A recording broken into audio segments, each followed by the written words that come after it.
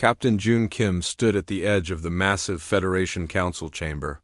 His human uniform looked plain next to the bright colors and strange shapes of the alien delegates. The room was huge, with seats for over 300 different species. Most of them had never paid attention to humans before. Today was different. Today, the Zephyrian Empire had declared war.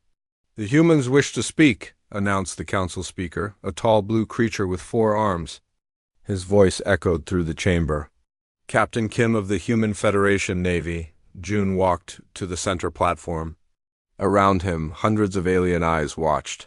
Some creatures had too many eyes, others had none at all. The Zephyrians sat in the front rows. They were big, gray-skinned beings with thick armor plates covering their bodies. Their leader, Admiral Tavos, was the biggest of them all. "Honored Council," Jun began, his voice calm. "Humanity offers our full military support." Against the Zephyrian threat, a sound filled the chamber. It started small, like air leaking from a pipe. Then it grew louder. The aliens were laughing. Admiral Voss stood up. His massive form cast a shadow over Jun. "Did the little human just offer to help us fight?" More laughter came from the Zephyrian section. "Yes, Admiral," Jun replied. He kept his voice steady. "We have ships and weapons ready for combat." "Ships?" Voss's voice boomed. "I have seen your ships, human. They are made of metal, basic, simple metal. My ships have plasma shields that can stop any attack." Jun pressed a button on his tablet. A hologram appeared above him. It showed a human battleship. The ship was gray and covered with small gun turrets. "This is the Soul's Pride, our newest battleship." The laughter got louder. An alien that looked like a giant insect clicked its mandibles. "So many little guns. Why do you need so many?" "Our weapon systems are designed for rapid fire," Jun explained. "This ship can fire 3,000 rounds per minute from each turret." Admiral Voss slammed his fist on his chair. The sound was like thunder. 3,000 per minute? He turned to the other aliens. "Do you hear this?" The humans think volume matters more than power. A snake-like alien hissed in amusement. "Our plasma cannons fire once every 30 seconds. Each shot can destroy a city. Quality over quantity, little human." "But Admiral," Jun tried to continue, "our tactical studies show—" "Tactical studies?" Voss interrupted. "Human, let me show you real power." He pressed something on his wrist device. Another hologram appeared. It showed a massive Zephyrian warship. The ship was smooth and white, with one enormous gun at the front. "This is the Dominator. One shot from its main weapon can crack a planet's crust. Your little metal bullets would bounce off its shields like rain." The council speaker raised one of his 4 hands. "Admiral Voss, please explain your war declaration." Voss turned away from Jun. "The Zephyrian Empire has grown tired of this. Weak Federation. Your combined fleets could not defeat one of our battle groups. We will conquer your worlds and bring order to this galaxy." "And you believe you can defeat all Federation forces?" The speaker asked. "Easily. Your tactics are predictable. Ship against ship, honor combat, the strongest warrior wins." Voss's gray eyes gleamed. "We have the strongest warriors and the most powerful ships." Jun stepped forward. "Admiral, with respect, modern warfare requires more than individual strength. Coordination, combined arms, rapid response." "Silence!" Voss roared. "You dare lecture me about warfare? Humans have been in space for only 50 years. My people have conquered galaxies for 1,000 years?" The alien delegates murmured agreement. The insect-like creature clicked again. "The human speaks of coordination. But what good is coordination when your weapons are so weak?" Lieutenant Yun Na sat in the human delegation section. She watched her captain face the mockery alone. Her hands clenched into fists. She had run the combat simulations. She knew what human weapons could really do. But no one would listen. "Tell us, human," called out a floating jellyfish-like being. "How many of your little bullets does it take to equal one plasma blast?" More laughter filled the chamber. Jun looked around at the hundreds of alien faces. They all thought the same thing. Humans were weak, Human weapons were toys. Human tactics were primitive. Council, June said loudly, I request permission to demonstrate our capabilities in a combat exercise. The laughter stopped for a moment. Then Admiral Voss started laughing so hard his armor plates shook. A demonstration? Yes, let us see the humans try to fight. It will be amusing before the real war begins. The council speaker considered this. The war begins in 30 days. If the humans wish to demonstrate their capabilities, Thank you, June said with a bow. But, the speaker continued, given your obvious limitations, humanity will be assigned to rear support duties, supply runs, evacuation assistance. Leave the real fighting to races with proper weapons. Admiral Voss stood again. Little human, when my fleets crush your Federation friends, remember this moment. Remember when you offered your toy guns to fight real warriors? The Zephyrian delegation stood and left the chamber. Their heavy footsteps echoed like drums. Other alien delegations followed, still chuckling and whispering about the foolish humans. Soon, only the human delegation remained in the vast chamber. Commander Bin Lee, head of Human Marine Corps, walked over to June. Captain, they have no idea what they just did. Lieutenant Na joined them. Her tablet showed tactical readouts and weapon specifications. Sir, I've been analyzing their combat doctrine. Every galactic race fights the same way. Single ship duels. Honor combat, slow, powerful weapons. And? June asked. They've never faced rapid-fire weapons. They've never seen coordinated fleet tactics. They think warfare is about individual strength. Commander Lee smiled grimly. 30 days until the war starts. 30 days to show them what human warfare really looks like. June looked at the empty chamber where hundreds of aliens had just laughed at humanity's offer to help. Lieutenant Na, send a message to Earth Command. Tell them to prepare the fleet for full combat deployment. Yes, sir. What should I tell them about our mission?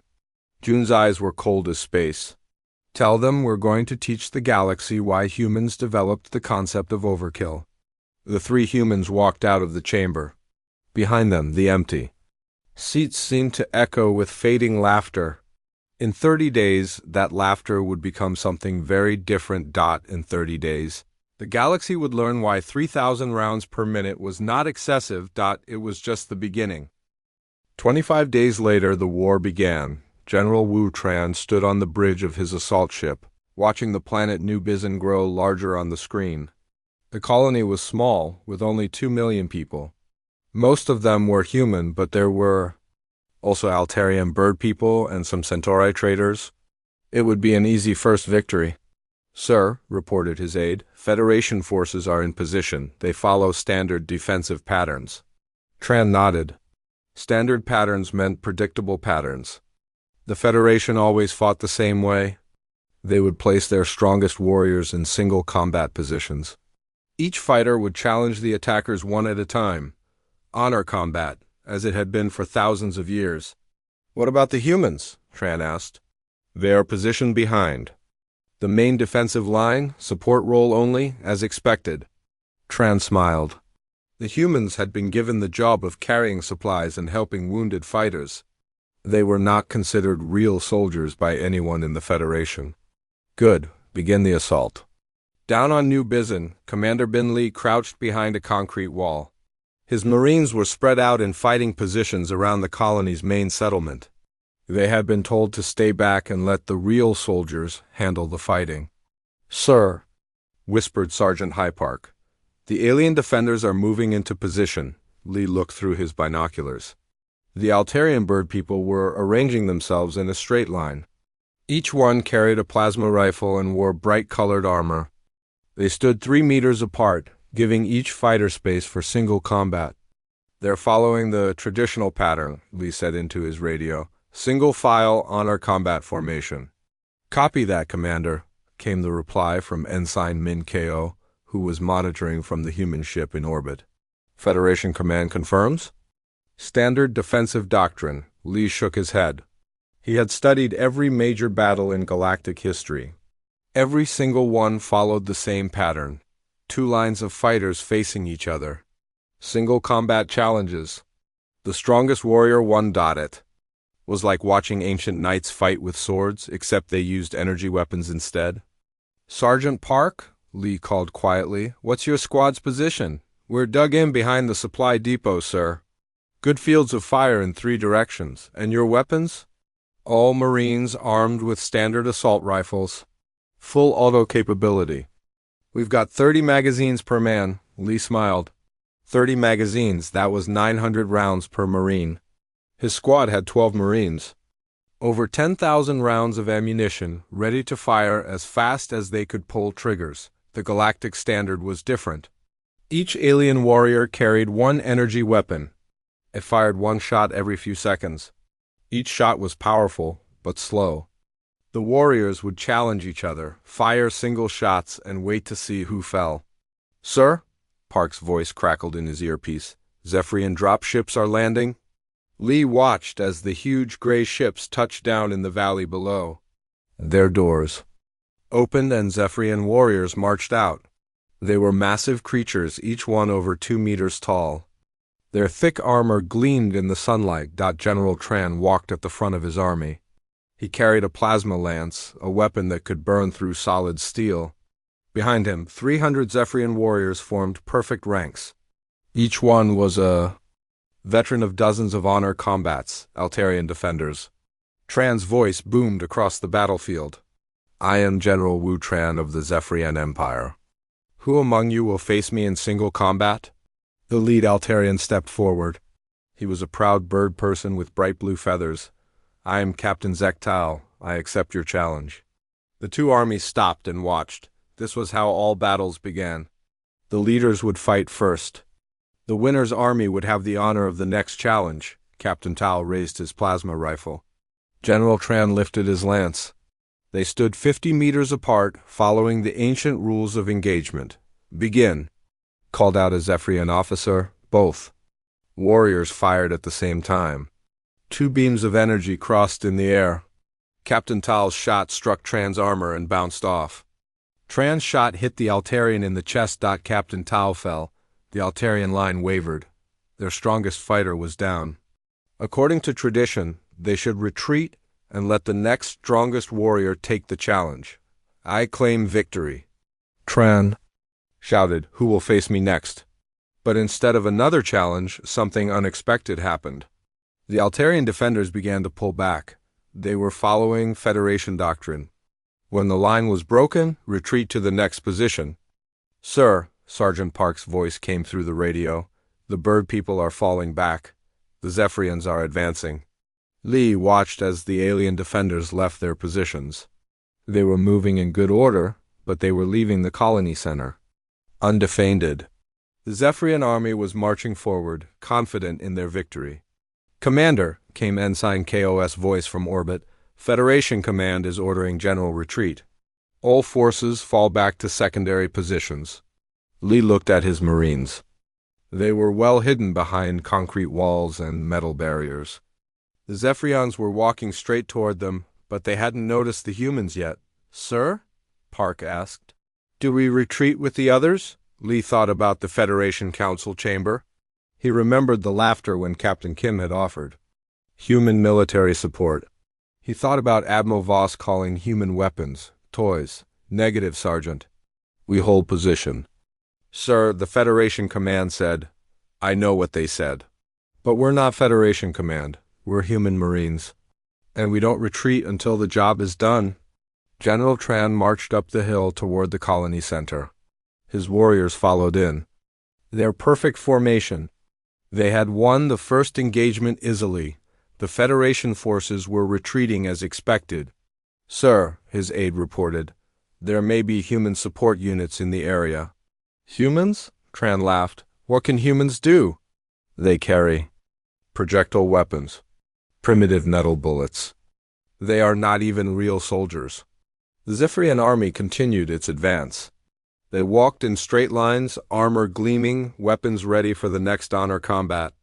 They expected to find more Federation defenders waiting in proper formation. Instead, they found something the galaxy had never seen before. Contact front, Sergeant Park whispered into her radio. Enemy infantry, 300 meters and closing, rules of engagement? Asked one of her Marines. Lee's voice came through the radio, calm and deadly. Full auto, suppressive fire. Show them what 3,000 rounds per minute really means. The Zephyrians marched closer. They were looking for Federation defenders. In bright armor, standing in straight lines, ready for single combat. They never saw the humans hidden behind concrete and steel, fingers on triggers, ready to teach the galaxy a new kind of warfare. 50 meters, Park whispered. General Tran raised his lance, ready to issue another challenge. 20 meters. The Zephyrians stopped, confused. Where were the Federation defenders? Where was the honor guard? Contact, Park said quietly. Then the shooting began. The first burst of gunfire shattered the morning silence. Sergeant High Park's rifle spat bullets at full automatic. The sound was like thunder that would not stop. Behind her, 11 other Marines opened fire at the same time. Their weapons created a wall of metal flying through the air. General Wu Tran stood frozen in shock. He had expected single shots from energy weapons. Instead, hundreds of small projectiles were hitting his warriors every second. The sound was unlike anything he had ever heard. What is this? He shouted over the noise. His front line of warriors fell, not one at a time like in honor combat, not with dramatic challenges and single powerful shots. They simply dropped as dozens of bullets struck each one. Take cover, Tran screamed, but his warriors did not understand. In their entire military history, no one had ever needed to take cover. Battles were fought standing up, face to face. Weapon to weapon. The second rank of Zephyrians tried to return fire. They raised their plasma lances and aimed at the concrete walls where the humans were hidden. But plasma lances needed time to charge.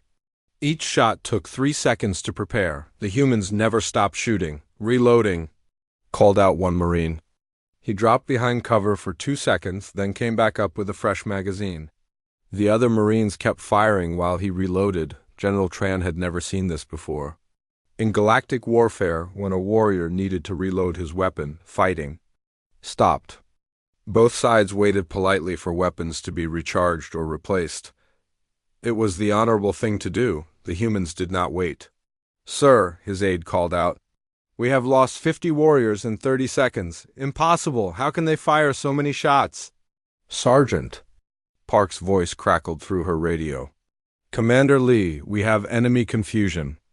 They are standing in the open. Request permission to advance. Negative, Sergeant. Hold position and keep firing.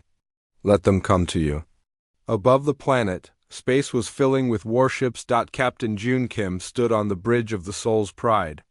Through the main screen, he could see the Zephyrian fleet approaching. 30 massive ships, each one 3 times the size of his battleship. Lieutenant Na, he called to his tactical officer. Enemy fleet status? Lieutenant Yun Na checked her displays. Sir, they are moving in traditional formation. Single file approach. Each ship is preparing for individual combat. And our fleet? 18 ships in attack formation? All weapons online. We are ready for coordinated assault. June smiled. The Zephyrians were following the same pattern they always used. Each ship would challenge another ship to single combat. The 2 vessels would exchange slow, powerful shots until one was destroyed. Then the next pair would fight. It was like a tournament, not a battle. Sir, Na reported, the lead Zephyrian ship is broadcasting a challenge. They want to know which of our ships will face their flagship in single combat. Tell them we accept their challenge, June replied. All of us. Sir? Tell them all 18 human ships accept their challenge at the same time. Na stared at her captain. Sir, that is not how galactic warfare works. I know, Lieutenant. That is why we are going to win. The Zephyrian flagship was enormous. The Dominator stretched over 2 kilometers from front to back. Its main weapon could destroy a city with 1 shot. Admiral Te Voss stood on its bridge, confident in his superiority. The humans have 18 ships, his tactical officer reported. Small vessels. Primitive design. Which one wants to face us in combat? Voss asked. Sir, they say all of them. Voss laughed. All of them? At once? Do they not understand honor combat? Apparently not, sir. Very well. We will destroy them all. It will be good practice for our gunners. The Dominator's main weapon began to charge. It would take 30 seconds to reach full power. One shot would vaporize the largest human ship, but 30 seconds was a very long time. Chief, Engineer Sol Rim's voice echoed through the Sol's Pride. Captain, all Gatling turrets are online. 6 turrets reporting ready. Thank you, Chief. Lieutenant Na, target the enemy flagship. Sir, our weapons cannot penetrate their shields. Not with single shots. But we are not firing single shots.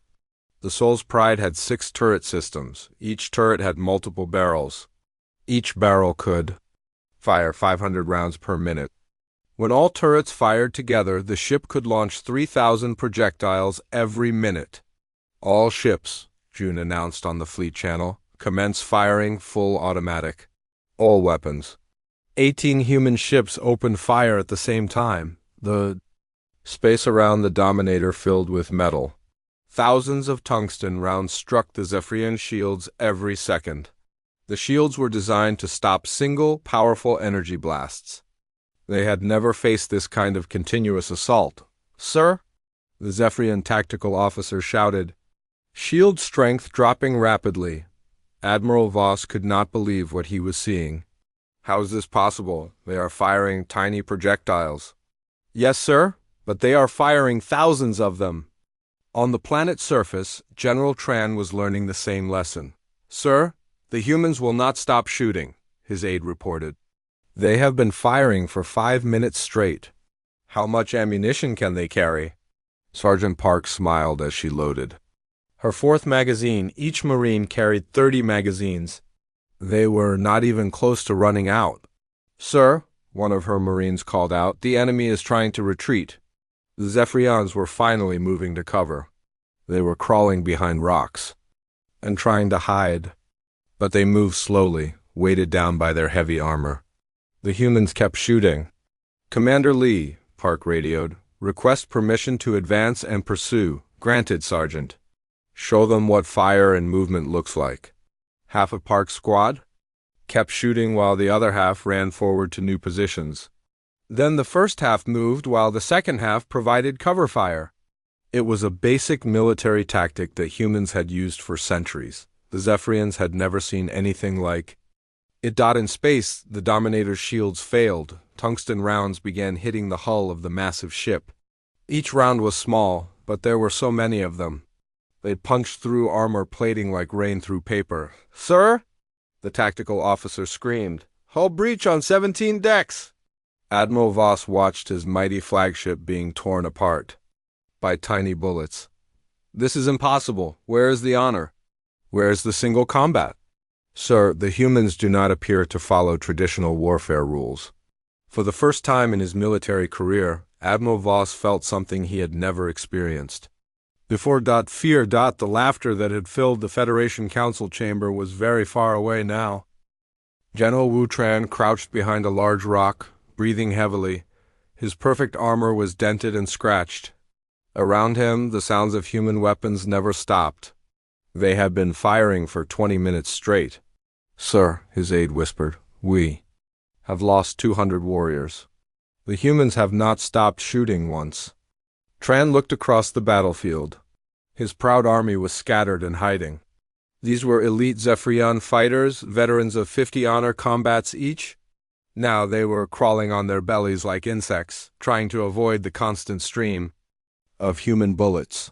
Bring in the heavy armor, Tran ordered, and call for air support. Sir, the humans might consider that dishonorable. Honor? Tran spat. They threw honor away when they started this storm of metal. Above them, Zephyrian dropships appeared in the sky. They were massive flying fortresses, armed with plasma cannons and energy shields. Each one could destroy a city block with one shot. Commander Bin Lee watched the enemy ships approach. Sergeant Park, we have incoming air support. Enemy dropships, bearing north. Copy that, sir. Should we take cover? Negative. Call in our own air support. Lieutenant Nabio was waiting for that call. She sat in the cockpit of her atmospheric fighter, high above the clouds. Behind her, 12 other human pilots were ready. For action, ground control, this is Sky Leader. We have visual on enemy drop ships. Sky Leader, you are clear to engage. Show them what air-to-ground coordination looks like. Nabo smiled. The Zephyrian dropships were flying in a straight line, moving slowly and majestically. They expected to hover above the battlefield and shoot down at human positions. It was the traditional way of providing air support. Human pilots had different ideas. All fighters, attack pattern alpha, hit them from 6 directions at once. The human fighters dove from different angles. Each plane carried rotary cannons that could fire 4,000 rounds per minute. The Zephyrians had never faced coordinated air attack before. "Sir," a Zephyrian pilot screamed into his radio, "multiple fighters approaching." "They are not challenging." "US to single combat." "What do you mean?" General Tran demanded. "They are all attacking at the same time." "From different directions." The first human fighter opened fire. Thousands of rounds struck the Zephyrian dropship's hull. The ship's shields were designed to stop single, powerful energy blasts. They could not handle the continuous stream of metal projectiles. "My shields are failing," the pilot reported. "Mine too," called another. Within minutes, 3 Zephyrian dropships were falling from the sky. Their engines were shot full of holes. Their hulls looked like metal cheese. On the ground, Sergeant Park's Marines were advancing again. They moved in small groups, always keeping some fighters shooting while others moved forward. The Zephyrians could not understand this tactic. "Sir," Tran's aide reported, "the humans are advancing, but they never stop firing. How is that possible?" "They take turns, sir. Some shoot while others move, then they switch." Tran had never heard of such a thing. In galactic warfare armies moved in formation. Everyone advanced together or everyone retreated together. The idea of some fighters moving while others provided cover was completely new. "Sir, we need to call for orbital support." Tran looked up at the sky. Above the planet, the space battle was still raging. He could see flashes of light as weapons fired. But the sounds were wrong. Instead of single, powerful explosions, he heard a continuous rumble, like thunder that never ended. "Sir," his aide said quietly, "I do not think orbital support is coming." In space, Admiral Voss stood on the bridge of his dying flagship. Around him, control panels sparked and smoked. The hull groaned under the constant impact of human weapons. "Sir," his tactical officer reported, "we have lost 8 ships. The humans have lost none." "How is that possible?" Voss demanded. "We have superior firepower." "Sir, they do not fight ship to ship. They fight fleet to fleet. All their ships fire at our ships at the same time." Voss looked at his tactical display. The human fleet was moving in a coordinated pattern he had never seen before. Instead of single ship challenges, they were working together like parts of one giant machine. Captain Jun Kim stood calmly on the bridge of the Soul's Pride. His ship shook slightly as his weapons fired continuously. But he showed no concern. "Lieutenant." "Nah, status report." "Sir, our fleet has destroyed 8 enemy ships. We have taken minor damage to 3 of our vessels. Enemy fleet is in disarray. And our ammunition?" "Sir, we have used 12% of our total ammunition. At this rate, we can continue firing for 6 more hours." June nodded. The Zephyrians were still thinking in terms of single combat. Each of their ships carried enough ammunition for maybe 20 powerful shots. The humans carried enough ammunition for 20,000 shots each. "Sir," Na reported, "the enemy is attempting to reform their battle line. Let them."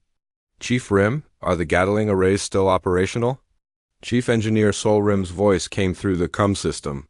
"All 6 turrets reporting green, Captain. We can maintain current rate of fire indefinitely." The Dominator, Admiral Voss's flagship, was still the largest ship in the battle, but it was also the most damaged. Its hull was covered with thousands of small holes. Air and atmosphere leaked from dozens of breaches. "Sir," the tactical officer said, "our main weapon is still operational. We can destroy their flagship with 1 shot." "Then do it." Voss ordered. The Dominator's massive main cannon began to charge. It would take 30 seconds to reach full power. One shot would vaporize the soul's pride completely, but 30 seconds was an eternity in human warfare. Sir, Lieutenant Na reported, enemy flagship is charging weapons. Targeting us directly. All ships, June announced on the fleet channel. Concentrate fire on the enemy flagship. Maximum rate of fire. 18 human ships turned their weapons toward the Dominator. Every Gatling turret, every rotary cannon, every automatic weapon. System opened fire at the same time, the space around the massive Zephyrian ship filled with metal. Thousands of tungsten rounds struck the hull every second. The sound inside the ship was like being inside a metal drum during a hailstorm. "Sir!" the tactical officer screamed. "Main weapon charging sequence interrupted. Power conduits are severed." "Backup." "Systems," Voss ordered. "Sir, backup systems are also damaged. We are losing power on all decks." Commander Risen sat in the intelligence center of a human cruiser. His job was to monitor enemy communications and analyze their tactics. What he heard made him smile. "Sir," he reported to Captain Kim, "enemy communications are in chaos. They are asking each other how to fight this kind of battle." "What do you mean?" "Sir, they have no doctrine for coordinated fleet action. Each ship captain is asking for individual orders. They do not know how to work together." June understood. The Zephyrians had spent thousands of years perfecting single combat. They had never developed the idea of combined operations. Each ship was powerful alone, but they could not coordinate their actions. "Sir," Na reported, "enemy flagship is dead in space. No weapons, no engines, no shields." "Open a channel to Admiral Voss?" "Channel open, sir." "Admiral Voss, this is Captain Kim. Do you surrender?" There was a long pause. Then Voss's voice came through the speakers, weak and defeated. I do not understand. How did you defeat us? Our ships are more powerful. Our weapons are stronger." "Admiral, your ships are powerful when they fight alone. But they cannot fight together. You forgot that warfare is about more than individual strength. But your weapons, they're so small ... "Yes, Admiral, but we have many of them. And we never stop firing." Another pause, then quietly, "I surrender." 6 months later, Captain June Kim stood once again in the Federation Council chamber. But this time, no one was laughing. The chamber was silent as he walked to the center platform. Hundreds of alien delegates watched him with new eyes. These were not the mocking stares of before. These were looks of respect, curiosity, and perhaps a little fear. "Honored Council," June began, "I present the after-action report of the Zephyrian conflict." Admiral Voss sat in the prisoner section. His once proud armor was dented and patched. His gray skin looked older, worn down by defeat. Next to him sat General Wu Tran, equally humbled. "The war lasted 6 days," June continued. "Human forces defeated the Zephyrian Empire with minimal losses. Enemy casualties were high, but most were taken prisoner when they surrendered." The council speaker, the tall blue creature with 4 arms, leaned forward. "Captain Kim, please explain how this was possible." The Zephyrians had superior technology and more powerful weapons. June pressed a button on his tablet. A hologram appeared, showing the battle statistics.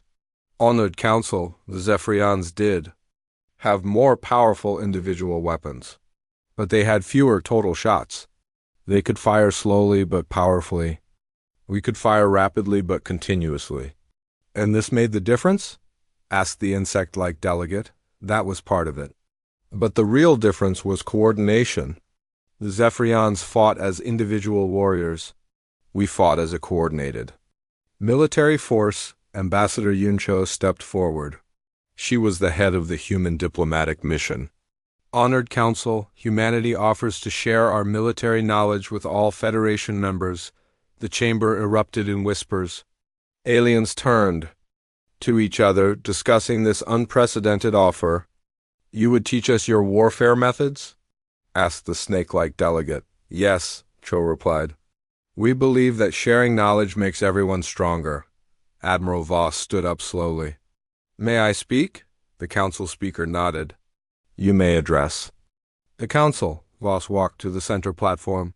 His voice was quiet, humble. Honored council, I mocked the humans. I called their weapons toys. I said their tactics were primitive. He looked at Captain Kim. I was wrong. The humans do not fight for glory or honor. They fight to win. They fight to protect their people. They fight to end conflicts as quickly as possible. And what did you learn from this? The speaker asked. I learned that there is a difference between being powerful and being effective. My ships were powerful, but the human ships were effective. General Tran stood up as well. I learned that individual strength means nothing without coordination. My warriors were strong, but they fought alone. The humans fought together. Lieutenant Yun Na sat in the human delegation section. She watched as alien delegates took notes. On their tablets, they were recording everything, trying to understand human military concepts. Captain Kim, called out the floating jellyfish-like being, your ships fired 3,000 rounds per minute. We thought this was wasteful. Now, we understand it was necessary. Yes, Kim replied. We learned long ago that sometimes enough is not enough. Sometimes you need overwhelming firepower to end a conflict quickly and save lives. The council speaker stood up. The Federation accepts the human offer to share military knowledge. We will establish a joint military academy. Human instructors will teach Federation officers. And, the speaker continued, we formally apologize for underestimating human capabilities. We now understand that humanity brings unique and valuable skills to our alliance. Commander Binley smiled from his seat. His Marines had become the most requested training instructors in the galaxy. Every Federation military wanted to learn human tactics. There is one more thing, Admiral Voss said. Captain Kim, when you first offered to help us, we laughed. We thought your 3,000 rounds per minute was excessive. He paused, looking around the chamber. We never considered that excessive might be exactly what wins wars. The chamber was completely silent. We laughed at your primitive weapons. Voss continued. We thought volume was less important than power. We were wrong about everything. Captain Kim stepped forward. Admiral, you were not wrong about everything. Your ships were indeed more powerful.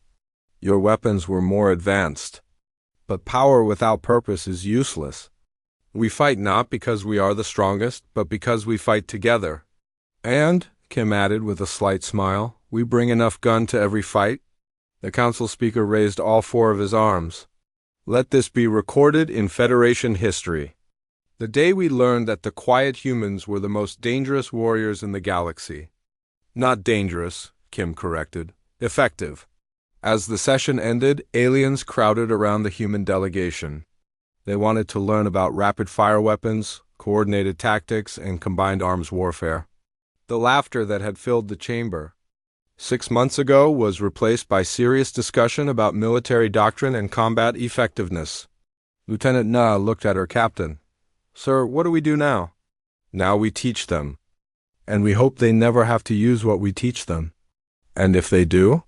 Kim looked at the alien delegates studying human military manuals. Then the galaxy will be ready for whatever comes next. Outside the chamber, the Soul's Pride waited in orbit.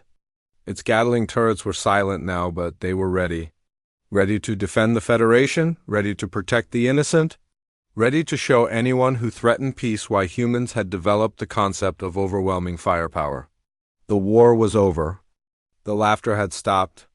And the galaxy would never again underestimate the humans who fired 3,000 rounds per minute. Because sometimes 3,000 rounds per minute was not excessive. It was just enough.